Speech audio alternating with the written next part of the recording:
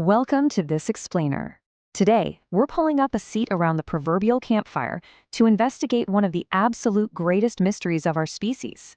Who exactly did the very first humans worship, way before written history even began? To figure this out, we're going to have to strip away all the complexities of modern life and travel way, way back in time. Our journey today is going to span tens of thousands of years. We'll be walking through the ancient mystery, life before science, the spirit in everything, clues from ancient graves, and finally, the evolution of belief. Let's get right into it. Starting off with part one, the ancient mystery. I want you to imagine the world tens of thousands of years ago. We're talking way before the very first stone temples were raised, long before any churches or mosques, and honestly, entirely before the written word even existed. So we really have to ask ourselves, who did these first humans actually worship? Was it one god? Was it many gods? Or, was it something completely different? Well, the answer is actually far more fascinating than you might think. Which brings us to part two, life before science. Now, to really solve this mystery, we first need to build a little empathy. Try to totally strip away all of our modern comforts. No books, no electricity, no scientific frameworks that make our world feel so safe and explained. Just picture our little stick figure ancestors out there braving the wild elements. To them, every single sunrise wasn't just the earth rotating. It was a literal miracle. A thunderstorm that wasn't just a weather pattern, it was this terrifying, earth-shaking event. Without science to explain things, every single natural occurrence seemed to be directly controlled by these invisible, overwhelmingly powerful forces. Because they couldn't scientifically explain their reality, historians actually believe that the earliest humans didn't start out by worshiping a single universal god. Actually, scratch that, it was much more immediate.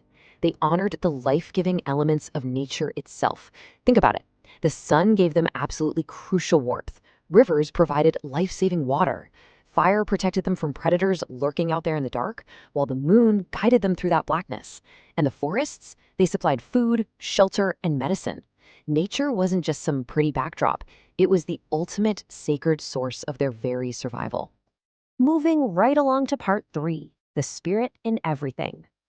So, as human intelligence evolved, this deep awe of nature grew into a profound spiritual framework that researchers today call animism. Basically, this is the ancient belief that absolutely everything in nature possesses an invisible spiritual force. We're talking animals, massive mountains, rushing rivers, giant trees, even the howling wind. They all contained spirits.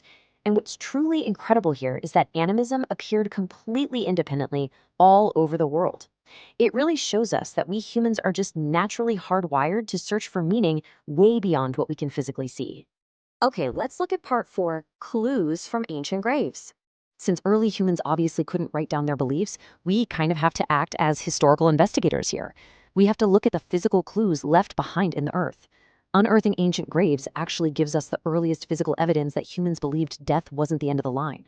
Archaeologists have found these prehistoric graves containing very specific, deliberate items. They'd find food and tools, clearly meant to provide sustenance for the next journey. They'd find jewelry, likely placed there to show respect for ancestral spirits, and even weapons were included for protection in whatever life came after death.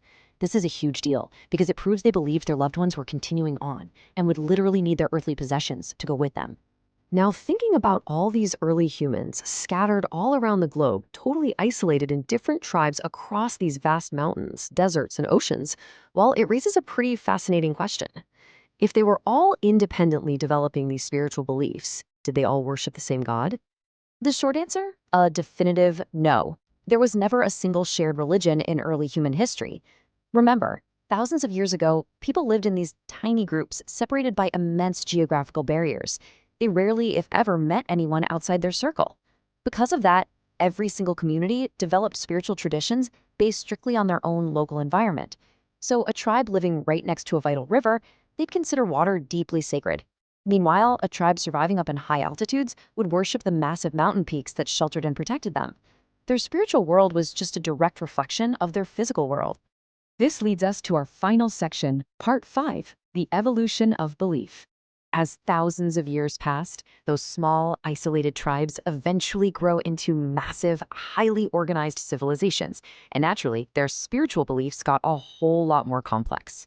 Looking at the timeline, over 50,000 years ago, we see that era of nature worship and animism we just talked about. Fast forward to about 5,000 years ago, and we start seeing the rise of really complex deities in places like ancient Egypt and Mesopotamia. By 3,000 years ago, we're entering the era of the classical gods in Greece and Rome. And then, roughly 2,000 years ago, we see the dawn of the major world religions that still shape our globe today. The historical record clearly shows us that each major civilization built its belief system firmly within its own unique cultural setting. You had ancient Egypt honoring gods connected to the sun, the Nile River, and the afterlife. Over in Mesopotamia, they were building these magnificent temples to powerful deities. Greece and Rome developed elaborate, sweeping mythologies about gods ruling the heavens, the seas, and the underworld. In India, ancient spiritual traditions slowly evolved into Hinduism. And in later eras, we see the development of Judaism, Christianity, Islam, and many other faiths. It's wild to think about, right? That simple prehistoric reverence for a local river eventually scaled all the way up into these highly structured, organized religions. So, circling all the way back to our very first question, who was the first god? Well, despite decades and decades of painstaking archaeological digging, scientists have never found proof of one original universal god worshipped by all early humans. Instead, all the evidence points to a shared, widespread human reverence for the natural world itself.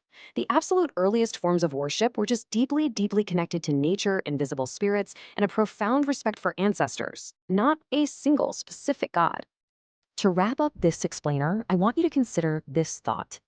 Perhaps the greatest mystery isn't who the first humans worshipped, but why humans have always searched for something greater than themselves. From our simple stick figure ancestors huddled together in ancient caves, all the way to humanity living in these modern, sprawling cities today, one thing has always remained constant. It's our endless, beautiful curiosity about life, death, and the unseen forces that lie just beyond our understanding. So, what do you think drives this eternal search? It's definitely something to chew on. Thanks so much for exploring this ancient mystery with me today.